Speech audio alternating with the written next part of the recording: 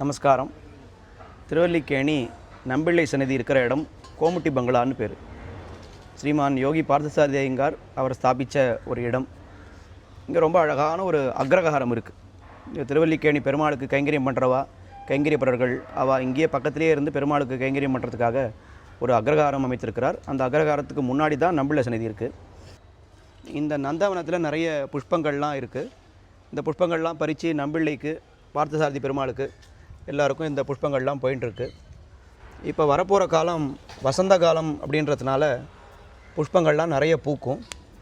அதுக்கு முன்னேற்பாடாக இந்த நந்தவனத்தை கொஞ்சம் சரி பண்ணி உரங்கள்லாம் போட்டு பாத்தி கட்டி ஜலம்லாம் போகிறதுக்கு வழி பண்ணுறதுக்காக இங்கே சில பாகவதர்கள் வந்திருக்கா. இதையெல்லாம் இங்கே நமக்கு ஏற்பாடு பண்ணி கொடுத்துருக்கிறவர் ஸ்ரீமதி வித்யாலட்சுமி அவர்கள். பகவத் கைங்கரியம் ட்ரஸ்ட் அப்படின்னு வரதராஜன் சுவாமிகள் தான் அது வந்து காஞ்சிபுரத்தில் இருக்கார். ஆமாம், அவருக்கு வந்து இப்போது 10வது வருஷம் அவர் பண்ணிட்டு இருக்காரு.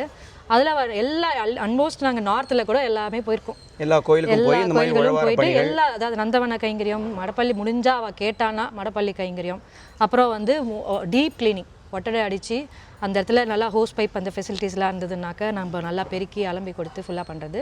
முக்கியமாக பெருமாள் பாத்திரங்கள், விளக்கு இது எல்லாமே நல்லா புத்தம் புதுசாக தேய்ச்சி தருந்தது. பகவான் கைங்கரியத்தில் எல்லாருமே வந்து சமாசிரம் ஆனவா, பிரசாதம் எடுத்துக்கணும், ஆச்சாரிய சம்பந்தப்பட்ட. ஆமாம், பிரசாதம் வெளியில் சாப்பிட மாட்டோம்.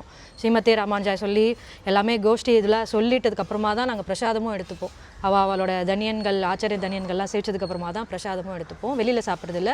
ஆங்கில காய்கறிகள் கூட பாகவதாக இருந்தாலுமே அவ்வளோ ஆச்சார அனுஷ்டானத்தோடு இன்னும் இருந்துட்டுருக்கா எல்லாருமே. ரொம்ப சந்தோஷம். ஸோ இப்போ நீங்கள் சொல்கிறத பார்த்தா உங்களுக்கு எல்லாருமே வேலை செய்கிறவ தான் அப்படின்னு சொன்னீங்க இல்லையா? ஆனால் சனி ஞாயிறு மட்டும்தான் நம்ம இந்த கைங்கரியம். ஸோ ஆல்மோஸ்ட் எல்லா சனி ஞாயிறுமே உங்களுக்கு ஏதாவது ஒரு கைங்கரியம் கண்டிப்பாக இருக்கும். இந்த குரூப்பில் பார்த்தீங்கன்னா ஐடியில் ஒர்க் பண்ணுறவாலும் இருக்கா, ஜட்ஜு லாயர்லாம் கூட இருக்கா, டாக்டர் கூட இருக்கா, ஃபிசியோதெரபிஸ்ட் இருக்கா, மேனேஜர் சூப்பர்வைசர் லெவலில் தான் எல்லாருமே. ஆனாலும் எல்லாருமே வந்து பார்த்தீங்கன்னா கைங்கரியம்னா முதல்ல ஓடி வந்துடுவா. சாட்டர்டே சண்டே தான் நாங்கள் ப்ரிஃபரபிள். அதனால தான் இன்றைக்கி கூட நம்ம இந்த சாட்டர்டே சூஸ் பண்ணதே அதுதான். ஹாஃப் டே இருந்ததுன்னா கூட அந்த ஹாஃப் டே வந்து ஃபேமிலியில் ஸ்பெண்ட் பண்ணுறது அப்படிங்கிறது வந்து ரொம்பவே கம்மியான ஒரு இதுதான். கைங்கரியம் தான் பிரதானம், கைங்கரியம் பிரதானம். நீங்கள் சொன்ன வார்த்தை எனக்கு ரொம்ப பிடிச்சிருந்தது. முதல்ல இதுக்கு முன்னாடி இவெல்லாம் அதையும் சொல்லிடுங்க, இருக்கிறவாள்லாம் கைங்கரிய பிரியர்கள் இல்லைன்னு. ஆமாம் ஆமாம், இங்கே இருக்கிறவா வந்து முக்கியமாக பார்த்தா கைங்கரிய பிரியர்கள் இல்லை, நாங்கள் கைங்கரிய வெறியர்கள்னு சொல்லலாம்.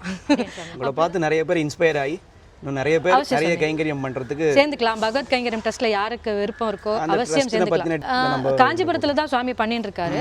அடியன் வேணா நம்பரை அவரோட இதெல்லாம் அந்த இது ஷேர் பண்ணி வைக்கிறோம். கேட்கறதுக்கே ரொம்ப சந்தோஷமாக இருக்குது. இன்னும் நிறைய கைங்கரியங்கள் பண்ணணும். நீங்கள் அவசியம் நிறைய பேரை இன்ஸ்பயர் பண்ணணும் உங்கள் கைங்கரியம் மூலமாக.